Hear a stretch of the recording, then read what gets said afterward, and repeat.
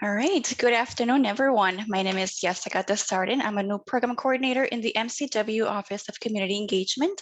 Welcome to the August edition of our monthly series, CE Spotlight. After a successful first season of this program and taking a break for the summer, we are back for a second season of CE Spotlight. Please note that this session is being recorded.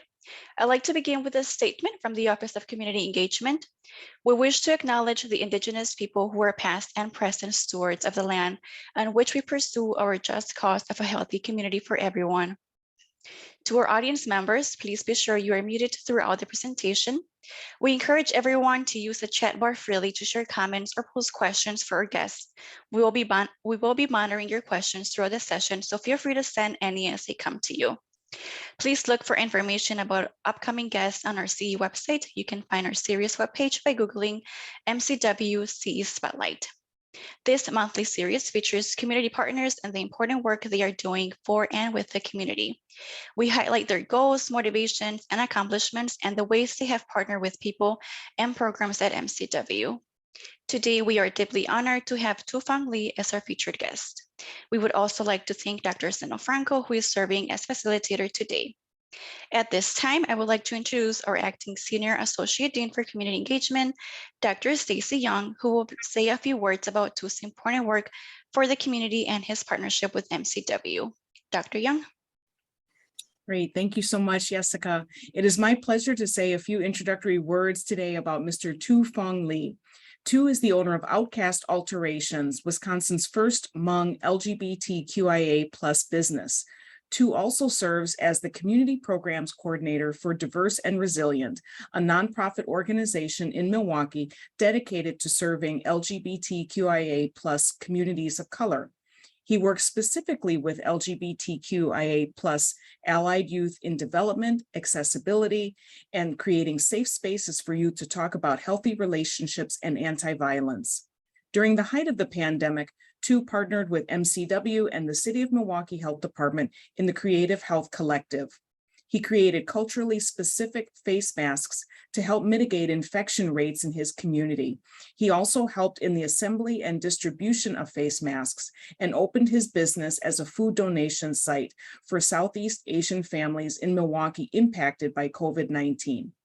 Tou also served as a disease intervention specialist with the City of Milwaukee Health Department, providing accessibility and education to the Hmong community on COVID isolation and quarantine protocols. Tou is also currently an active shaman of 6 years for his Hmong community, practicing ancient healing and herbal medicine. Thank you, Tou, for being our featured spotlight guest for today. I would now like to introduce today's facilitator, Dr. Zeno Franco. Dr. Zeno Franco is an associate professor in the Department of Family and Community Medicine here at MCW. He has led multiple community and academic partnerships over the last 10 years, focusing largely on veteran and Latino mental health, and more recently on equitable response strategies to COVID-19. Dr. Franco helped facilitate the Creative Health Collective work with artists and community health workers to communicate public health information about the pandemic in ways that are more accessible to communities of color. He also assisted with mask distribution, crisis management, and vaccine education. Dr. Franco currently serves as the site co-principal investigator of the All of Us Research Program, a large-scale precision medicine effort funded by the National Institutes of Health. Many of Dr. Franco's efforts focus on using technology to improve accessibility of care, including mobile mental health applications, institution-level digital repository strategies that facilitate community access to health-related information, and implementing database-driven systems to monitor and optimize the community engagement portfolio of MCW. Dr. Franco, thank you for serving as our facilitator today, and I now turn the mic over to you. Thank you so much, Stacy, and really appreciate the introduction. And what folks may or may not know is that the project, the Rapid Response Project that we put together for COVID-19, that Tou was part of, Stacy actually cleared the path in many ways for us to connect with the city. So as always in community work, it is a team effort. So thank you, Stacy, so much for making this work possible at an institutional level and across many partnerships. Tou, it is great to see you again. It has been a minute since we have connected. We were very actively working together, meeting on a weekly or more than weekly basis during the height of the pandemic. So it's just great to see you again today. Thank you.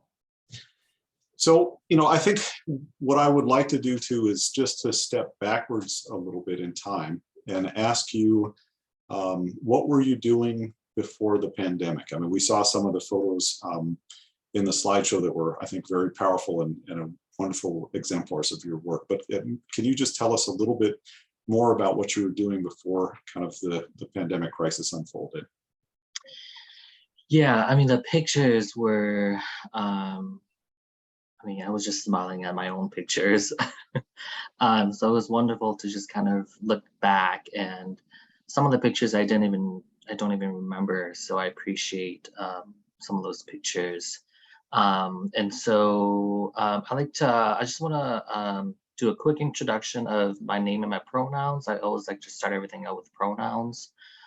So my name is Tou Fong Lee, and I use he, they pronouns.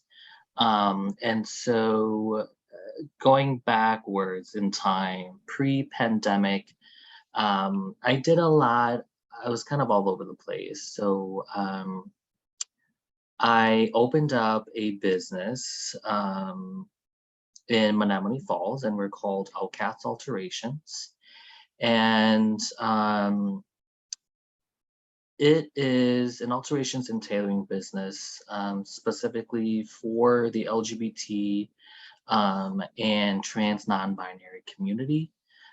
So we will not only do alterations, but we also create clothing that's gender neutral clothing for our trans and non-binary friends. And so we're still there.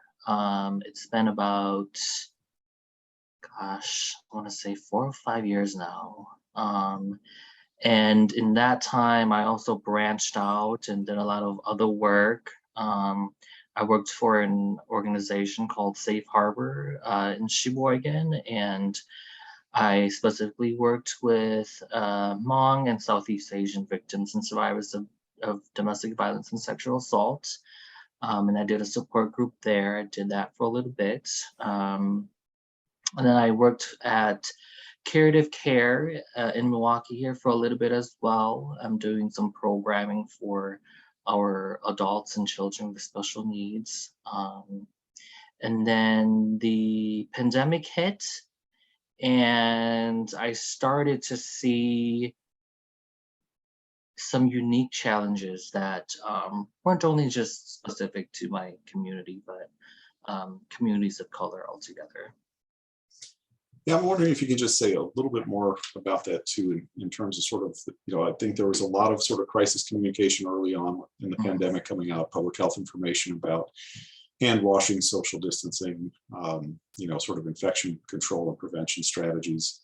And some of those things were resonating with people and some of them just weren't. And I think there were concerns that were maybe cross-cutting concerns in communities of color, but I'm just wondering if you can give a little bit of the flavor of where the misses were in the public health communication in the Asian community specifically, and or the LGBTQIA communities as well. Yeah, definitely. So I think at the start of the pandemic, there were kind of two sides with the Southeast Asian community. Specifically. So one of the sides was everyone's in frantic mode, everyone's panicking. And then part of that is misinformation, largely due to that. And then the other half of the community was that, COVID was just a conspiracy and it's not real. And we're not going to listen or follow to health protocols. And then a big, huge part of all this are our elders and our community members who don't, understand the academic language. They may not even understand the English language. And so that population was most vulnerable in receiving public health information, simple things like quarantine, and then you know, isolation, quarantine protocols, social distancing, all of that information didn't translate over. Yep. And then when it did, it was how can we make this information culturally relevant?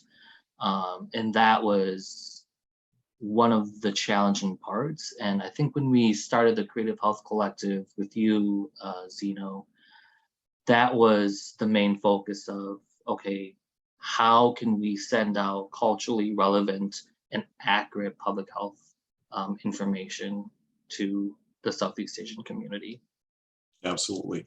Mhm. And I'm wondering too, if you remember kind of what that transition moment was between kind of the initial start of the pandemic and kind of getting connected to the MCW programming around that. Do you recall sort of how that sort of got started, or what the process was around that at all?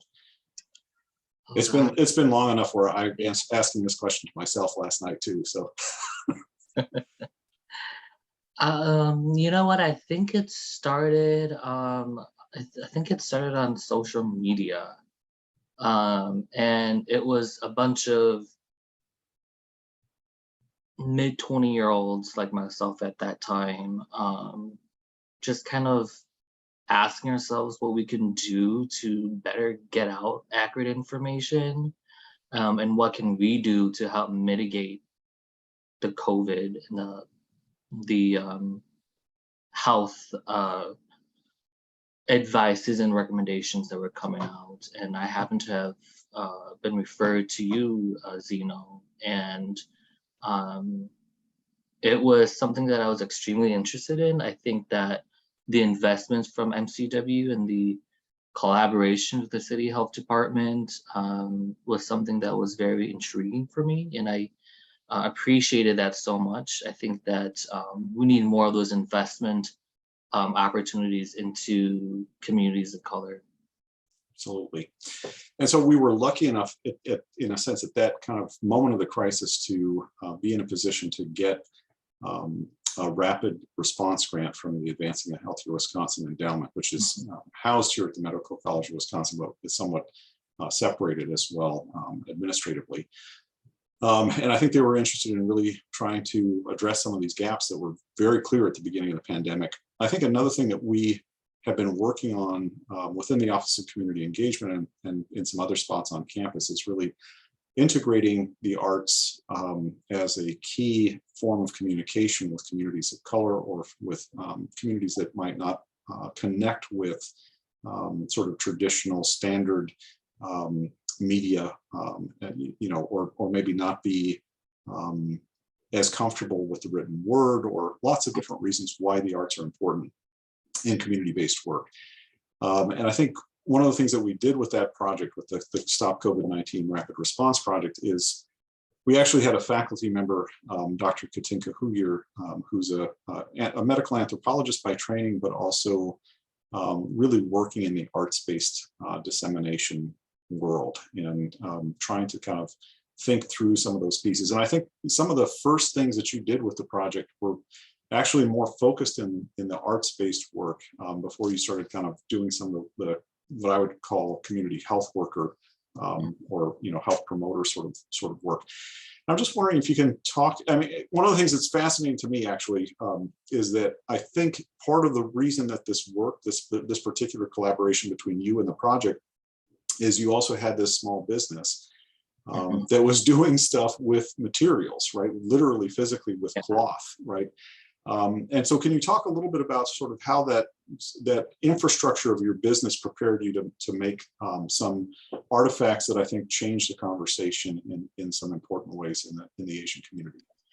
Yeah, it's very interesting, that whole journey, because I never had imagined that I could use art.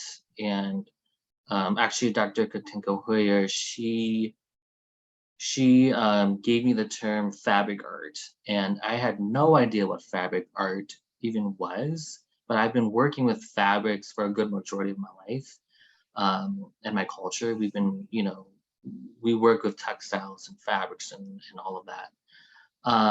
And so we were able to use art, fabric art, as a way of advocacy, as a way of delivering message. And really, art is our first language, because my language, Hmong, there's no written works, and so all of our written stuff is through art and through sewing and through embroidery. And so this was a really unique, and it was one of my favorite projects that I've done ever, really, was creating these culturally specific masks. And I happen to have a business as well, and it really challenged me to dive into the art aspect of, like, the creative aspects, and then also using art as a way to convey messaging, which I think worked a lot. Yep, for sure. So let me actually ask Jai. Jai, if you can bring up maybe some of the images of the masks that Tou produced at this point in the pandemic. Yeah, so this is one of my favorite pieces that I made. And there's a few pieces that I also made that just I myself personally thought didn't cut into the project. But this is one of, I think, 5 or 6 masks. And this piece was specifically dedicated to LGBTQ plus community members during the pandemic and during COVID. And what we saw with the LGBTQ community was that the pandemic forced a lot of young people, a lot of LGBTQ people, to be in the closet and to be stuck at home facing family violence, homophobia, transphobia at home. And so this, and also a lot of organizations like Diversity and Resilience, the Milwaukee LGBT Center, we were all closed at the height of the pandemic. And so that was also, it took away that community piece for a lot of our LGBTQ young people. So this piece, all of these pieces in this photo are Hmong, and all of this, the fabric itself is Hmong Vietnamese, and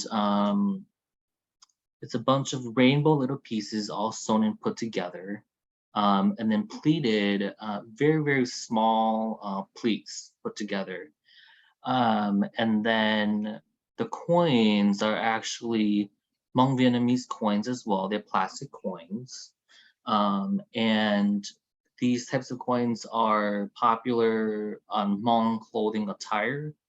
And typically you would wear very fancy coins and clothing during New Year's, during very special events.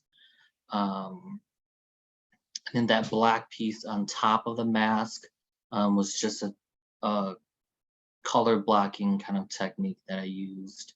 And then you'll see the headpiece at the top is also traditional Hmong Vietnamese attire. We would wear a black headpiece, the men would wear a black headpiece wrapped around with this black and white fabric. We call it the shiking, and it's used for many various reasons and purposes. One of them is a head wrap, one of them is used as a belt. It also has a spiritual aspect to it as well. So this is one of my favorite pieces that I made. Absolutely. So, I think one of the things that I view my role as an academic and in a sense as a witness to different things is to remind us that part of the role of academia is to reflect on what almost immediately feels like the past, right? And so I think already as we're moving forward out of the pandemic, hopefully, and into recovery, it's easy to forget that at this moment, when you were producing the masks, there were no masks really available in the community, right? And we were really trying to ramp up distribution and to really change also mask wearing behavior because people, just weren't used to it. And already for us, it's like, well, we've gotten used to it and now we're trying to move beyond it. But I think just to bring us back to that moment in time where it was really important to try to start changing community behavior around mask wearing in a different way. I have a question here also just about the spiritual aspect, and I think this is an important piece. Can you talk just a little bit more about the spiritual aspect of this? Yeah, so the spiritual aspect is a part of the headpiece, call it the shiking, and it's also incorporated, and I'll talk a little bit more about this too in my other face masks. But a lot of healers, we call them shaman healers in the community, we use that to wrap our veil over our head, and that's used as a protector of our identity when we're doing healing, or it's used as a covering of our spirit. Perfect. Let's go ahead and advance, Shai, to the next image, if we can. Oh, yeah. So this is also one of my favorites as well. So the blue floral fabric that you see as the base for the mask, that is a traditional Hmong fabric, especially used in Hmong Chinese fabrics. You'll see those are actually yarn balls that I made. And that's a really big incorporator of Hmong attire, specifically Chinese, especially the beads. One of the main differences with, now we're getting to the diaspora of the Hmong people, but one of the main differences of the Hmong Chinese versus the Hmong people in Thailand are these colorful little beads. The Hmong Chinese people, they incorporate a lot of those beads into their attire compared to Hmong people who live in Thailand. And so you'll also see that the model is wearing a hat. And this is a specific style, a specific, I almost want to say lineage of Hmong people. And the yarn balls on top of the hat kind of matches the yarn balls on the mask as well. And the model happens to be from that lineage as well. So I thought it was only respectful for someone from that lineage to wear this mask. Absolutely. Thanks. We'll go ahead and push to the next image. Yeah, so this piece, I forget the title of it, but the idea was to focus around Hmong weddings. That's not why we have the bells, wedding bells. But Hmong weddings and other traditions were unimaginably impacted by the pandemic. A lot of weddings were postponed, canceled, or altered as well for the first time in our history. And so the green and blue floral fabrics symbolizes two different Hmong clans coming together in union. In addition to the pink and green beads represent two families coming together to create these bells. And this piece, it kind of gives off a really unique type of energy for me. It's two different types of colors, as well as the purple at the top. And then the model is wearing a traditional shirt, typically designed for Hmong men, and that single coil bead is worn by Hmong men as well. And so this piece is dedicated to that. Thanks, too. And I think it's a great reminder for us of how much disruption there was with, sort of key, key events for people, key events in the communities that we're part of. And this is across the board. It really didn't matter what community you're from. But in some of the traditional communities, communities of color, these events can be very, very large. And there's a lot of convening that goes on around them. So I think that the disruption that you describe is an important thing for us to remember. And I'm going to come back to in a different way a little bit later. Is there another mask image or two, Jai? Yeah, so this piece is very personal of mine. And I can also share a little bit of the story later on in our session as well. But this is a picture of me, and I have been a practicing shaman for about 6 years now, and I think that might be news to you too, Zeno. I think I haven't really shared that in our time together.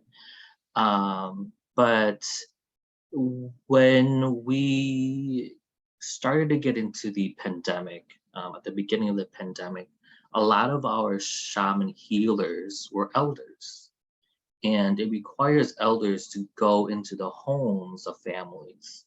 And these healing rituals would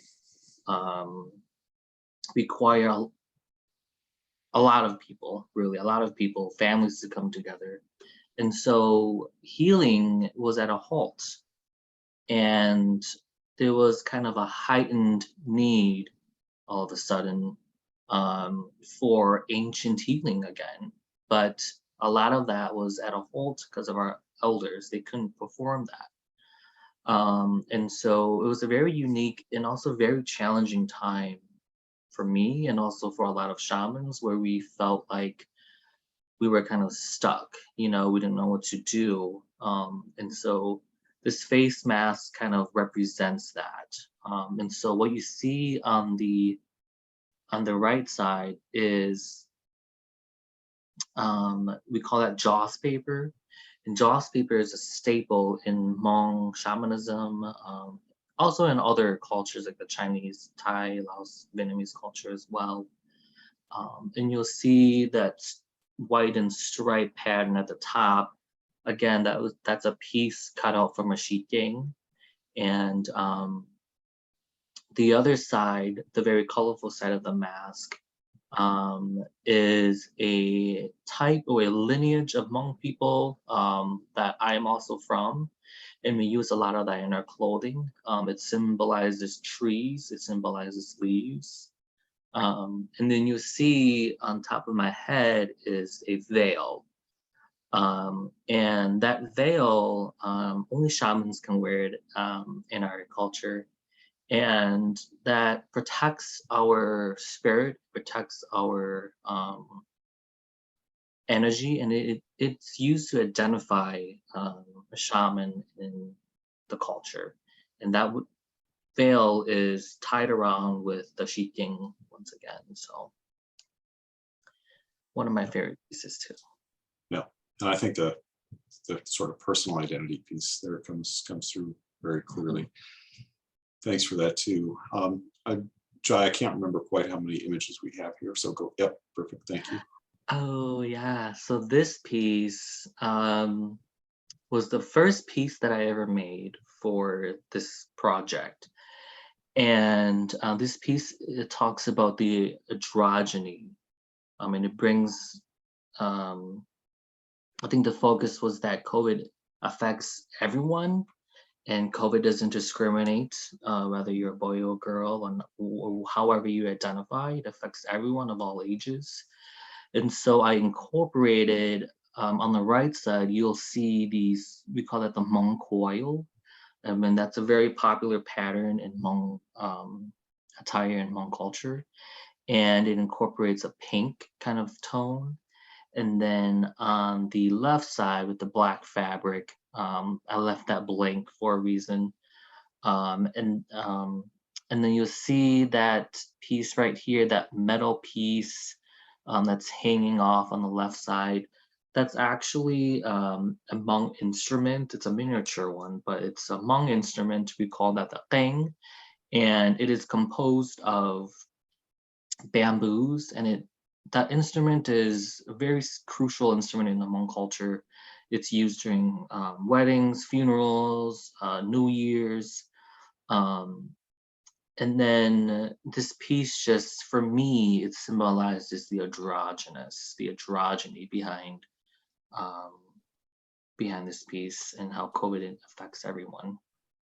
Perfect. Thank you for that description too. And I think, Jai, were there any other images, or is that there might be one or two more? Yep. One, I think this one, and then maybe one more. I'm not sure. Go ahead too. Yeah, this piece is very special to me as well. And it's specifically special to me because the embroidery was actually brought from someone who was a refugee who settled in Thailand. They made that embroidery on the mask, and then they brought it over to America and has kept it all this time. And so the embroidery symbolized, so when the individual who I bought it from made it, she was a little girl in Thailand, and they escaped the genocide in Laos, and she would crave candy. She would crave candy and cotton candy in the refugee camps. And whoever was able to afford candy at the time, they were thought of as rich. They had money. It was a luxury item to have candy. And so she made the embroidery to symbolize that. And I took that and made all these colorful balls to represent melting candy, melting cotton candy. And it's just a really special piece. It's a timeless piece. The last time that the Hmong people were in quarantine and isolation was in the refugee camps in Thailand. And then fast forward 40 years later, we found ourselves in isolation again, and in quarantine again. So this piece is dedicated to that. Thanks, Tou. And yeah, so this piece is really dedicated to, so this piece, let me see here, the stripes on the mask. So it symbolizes a type of Hmong lineage. We call them Hmong stripe, or in my language, Hmong Tsai. And I'm from that lineage, from that clan. And the stripes so we often wear stripes on our sleeves. And the stripes represent the generations in your family. And so this piece was dedicated to, if we want to see future generations, we need to continue wearing masks. And that's what this piece was for. yeah, thanks for that, Tou. Yeah. Those are all the images, Jai? I just want to confirm. Okay, so I think if we can transition to some of the ways that we were using this to actually, so first of all, I just want to say that while these were created really to communicate, I think, to the Hmong community and maybe the Asian community a little bit more broadly, every time I saw these photographs, and it's not just the artwork isn't just in the mask, it's also in the presentation of this, I think has been a big concern to try to get the imagery right. And when I saw people viewing the photographs that had been, I think, very carefully done, regardless of their cultural background, I saw them take a breath, like a quick inhale, because they're so just frankly, just so beautiful. And I think it's a really interesting thing to think about how, in the midst of a crisis, in the midst of this pandemic, how difficult things were. For there to be a moment of beauty in somebody's life, I think was a small transformation too. And really, I think, helped people think about mask wearing in a different way. So I just want to say that I think that the impact of this is culturally specific in one way, and also something for the entire community at the same time. So thank you for putting really your heart and soul into that work. I think it's very, very clearly a work of love that has gone into those masks. From my perspective, I have a background in crisis management. Part of what we were also trying to do is to take some of that imagery and to kind of broaden it out and get that into channels where more and more people could see it. And so, Jai, I think you have a couple of pictures of bus stops where we were placing this in different locations. This is on Capitol Drive, Highland Boulevard. So I think a lot of the imagery that was used at the bus stops, we were trying to get into communities of color, oftentimes specifically the Asian community, but also being seen by a lot of other people. Any comments that you have just on that sort of broadening the sort of media outreach around that too? Yeah, I think this is a very strategic approach, and I owe it all to Dr. Katinka Hoyer for being able to advocate to put these posters at these bus stops and at these bus shelters. And so I'm very appreciative of her for being able to advocate this for me, and also be able to, again, intentionally make an impact in the community. So. Absolutely. So I think one of the other places that you and I really started to work together too was trying to get basic needs taken care of in the Asian community. And we were doing the same thing in the African American community, the Hispanic community, and the Native American community here in Milwaukee, and also down into Racine, Kenosha, and up into some of the tribal lands in the northern part of the state. And we were really working with 4 community leaders, yourself, Otis Winstead, Cecilia Garcia,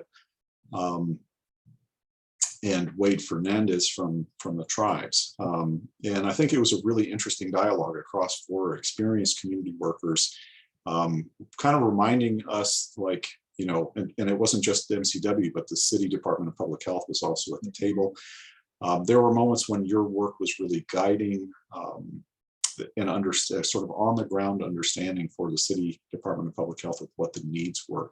I'm just wondering if you could speak to what were some of the basic needs that were coming up in the community during the crisis from your perspective. Oh my gosh, yeah, that's a lot of the basic needs there were. And so I'm going to use an example that we very recently talked about, and I recently just interacted with this family too. And it was during I'm not sure if it was after the project has ended already, but one of the Hmong community members that I interacted with and met at the tabling event, their close family member passed away. And the funeral home said they're going to only be a max of, I forgot what he said, 30 to 50 people, which is literally not even the immediate family members. And so now what do we do? And so they reached out asking for basic protective COVID materials like face masks, hand sanitizer, wipes, because they were expecting more than 50 people to show up to the funeral. And although the messaging from the health department was, well, actually, you can't have more than 50, people were going to show up regardless. And so the response is, how can we best mitigate COVID infections from happening at this funeral? And funerals, that's a whole nother topic, but funerals are one of the most important stages, because it really is a stage for the Hmong culture. A successful funeral is a successful afterlife. And funerals during the pandemic were being altered. They were being cut a day or 2 short. They're usually 3 to 4 days as well. And so that's an example that I can think of. Yeah, that's a great one. And I think really an important piece of feedback for the City Department of Public Health is, you know, in this situation, because of the cultural expectations around funerary rites, you know, we might have stipulations, but the community is going to do stuff anyway. And so how do we make that as safe as possible? And so, you know, I think we were trying to back that with additional masks, additional hand sanitizer, guidance, and all those things, right? I think I want to transition just as sort of a last piece on this sort of during the crisis consideration, language considerations in terms of communication to the Hmong community specifically, but I think that this is a good example of cultural tailoring for diverse communities overall. So Jai, if you can maybe bring up, and this is a great example of the Department of Public Health materials being pushed to an event. Can you remind me to what the market name is up there on 76th? It's called 5 Sen. For me, it would be pronounced something different, but for English, it's 5 Sen. For English, yeah. And so one of the things I really love about this picture, and full disclosure, I took this picture, so, you know, part of community engagement is also about going to locations and seeing and perceiving with your own eyes what is this community about, and how do I interact with them? How does the medical college interact? How does the Department of Public Health interact? So there's an entire store there. There's restaurants there. But I think for me too, there's a lot of cultural celebrations that are happening in the space. And I think you being there as a representative of the city, but coming from that community with those language components is also really key. So if we can push Jai to the video just for a second.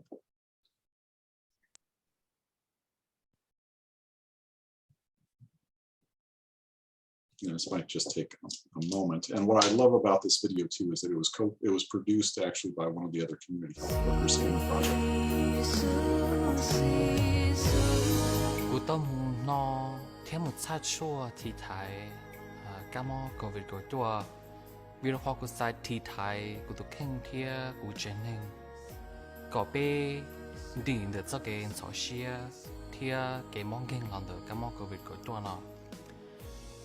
Ta shi no ma cha chua la ti thai ka mo covid ko to no thia cho ke shi tha lu ko pe shra shin ka shia ni i kha ching ting lo pe han heng mong thia to ku vi ha te pe yu chu to la ok shi kong te chang ka pe lu shua e pe the li tau cha yin to tu ka mo covid ko to no.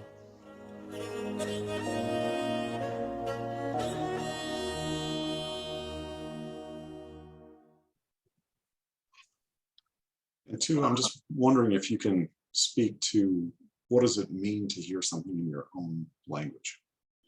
You know, I haven't seen that video since it first came out. So it's important to hear messaging in my own language, and to hear me speak it is important, especially as a much younger person.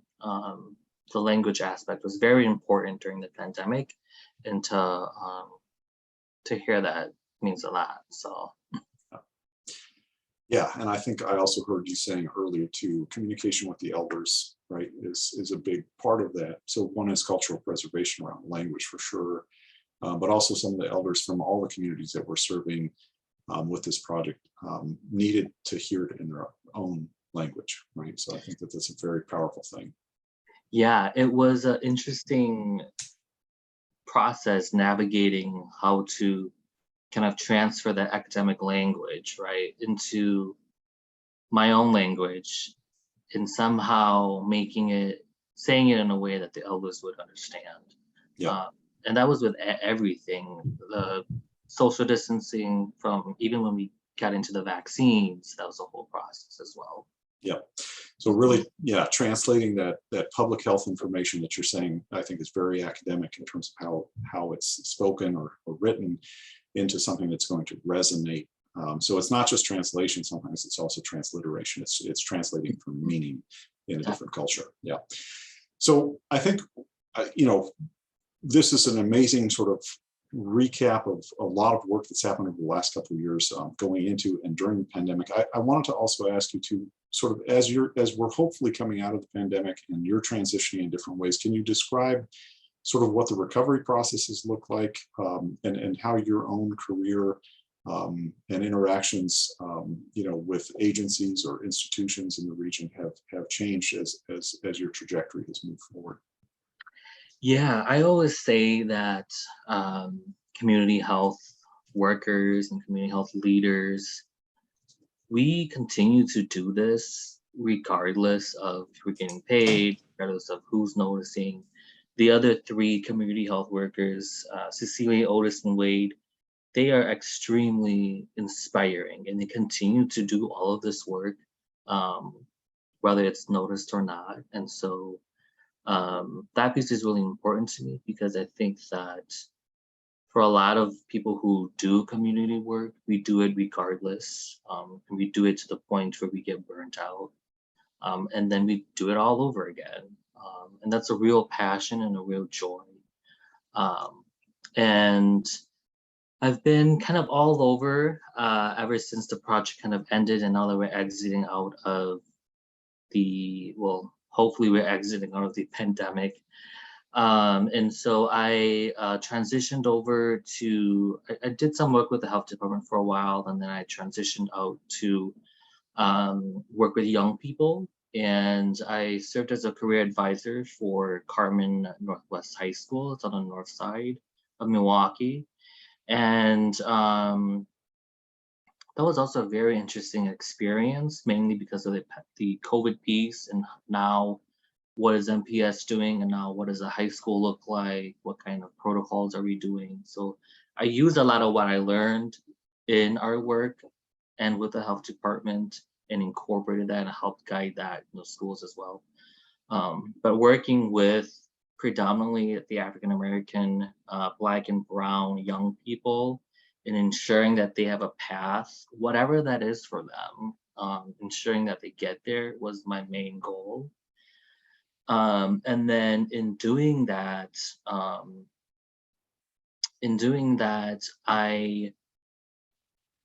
long story short, we started a GSA. GSAs are called Gay Straight Alliances in high schools. And that was when my passion, my love for LGBTQ grew even more. I actually lost one of my students. His name was David Kleba, and he was a main person that made up our GSA. And that was a career shift for me. And it was, if anyone here believes in signals from the universe, it was a signal for me to move into diverse and resilient. And diverse and resilient open their arms up and say, if you have a vision for a youth program, come here and brand it and make it. And so I'm currently at Diverse and Resilient now, branding and launching the youth community program here. And we predominantly work with African American, Black and Brown, queer young people and queer youths.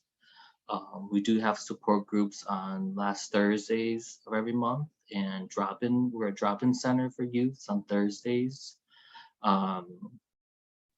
So a lot of my work now is still community work, and I'm still incorporating everything that I learned from you, Zeno, and from the health department into guiding us into my work now. So.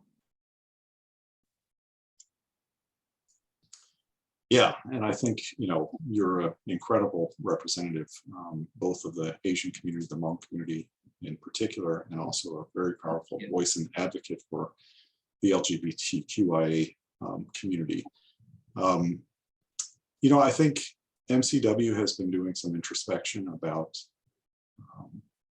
what it is to interface with the Asian community. We've done some listening sessions on campus as well with Asian staff and faculty. And I'm just going to be really open and honest here. I was a facilitator for some of those conversations, and I heard some pretty hard things. I've heard a lot of stuff in my time, but I heard that sometimes the Asian faculty and staff feel forgotten, don't feel seen, right? And also to hear that, especially during the pandemic, that some of our staff were genuinely afraid to be out in public if they were from an Asian background. So I wonder if you have any words of wisdom for MCW as a community, as an institution, about sort of taking the next. We're doing a lot, but there's also, I think, a lot more that can be done in terms of interfacing with the communities that you represent and advocate for. This is a complex question, because I think that you really have to invest in not the organization, right? The organization is just a platform. It's just a physical name, a physical space. But you really have to be invested in the mission and the work and the programs that you're offering. And I think the investment comes in money, right? And then it also comes in being an ally to the people. And being an ally means not taking up space, but it means contributing to that space, and helping uplift certain voices, helping uplift the narratives and the experiences of people. It doesn't mean convincing people to join you. It doesn't mean gaining voices or gaining votes. It really is joining the people, and seeing their experiences and narratives as real, and then figuring out ways to uplift those experiences. So I appreciate your honesty, Zeno. I think that from an organizational perspective, people have to be honest, and people have to see, they have to accept the feedback and see what else needs to be improved. So looking at best practices, looking at allyship, I think that's where it starts. Absolutely. Thanks for that as well, too. The program is, there's a couple minutes built in for Q&A. I'm going to ask that we do that a little bit differently. I think that the community that's present here may have a lot of questions for you too, for a lot of different reasons and about a lot of different sort of subgroups that we're kind of talking about here. Trans is also, non-binary is a big consideration, I think, in some of the work that you've done and are doing. And I think, again, MCW is trying to figure out how to pivot. And what I appreciate about working for this organization is we don't always know everything, but we ask questions and we try to move forward in the space. So, I think if you have questions or comments for Tou, what I would ask is maybe that you email Christine Zeller or Jai from the Office of Community Engagement, and we'll pass those questions on to Tou. I just wanted to take our last couple of minutes to speak in a more personal way to you. As you know, during COVID-19, we were actively responding. I was trying to oversee the production of hundreds of thousands of improvised masks. There was a lot going on. It was at times like a war zone in my own house, just trying to keep things going. We were trying to guide the work of you four community health workers, and you folks were also supervising and magnifying that work through community health workers that you were working with. And there were times when the team that we were working with was tired. I was frustrated because we couldn't move something administratively or whatever. And you mentioned at the beginning that I might not know that you're a shaman for the last few years because you hadn't said it, but I could feel it. Right. In, I think, a calming presence that you had on our team, really reminding us about the importance of self-care. Yeah. And I'm trained as a psychologist, but, oftentimes our profession gives kind of, we say self-care, but we don't really mean it. Mm-hmm. Mm-hmm.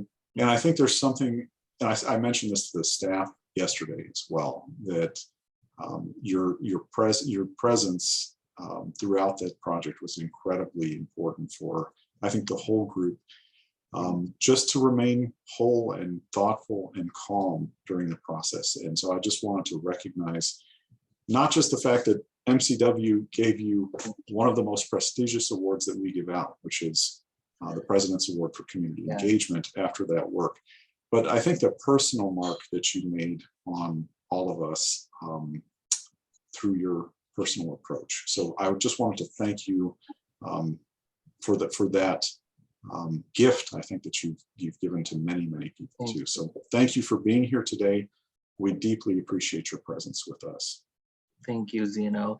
And you have been a mentor to me, and I know you probably hear that all the time, but being a leader of color is so meaningful to me. And I look to you, and I look to so many others who are leaders of color to me. And I appreciate you, and I appreciate the platform that you've given us.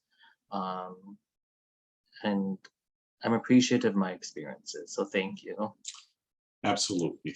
Thanks again, Tou. It's almost 5 o'clock. I want to recognize Dr. Stacy Young as the interim Senior Associate Dean for Community Engagement, for really making this platform possible, to Christine for setting the stage for this, and to all the Office of Community Engagement staff, as well as our audience. If you have questions, please do forward them, and we'll try to connect you with Tou's answers as we can. Thanks again for being here.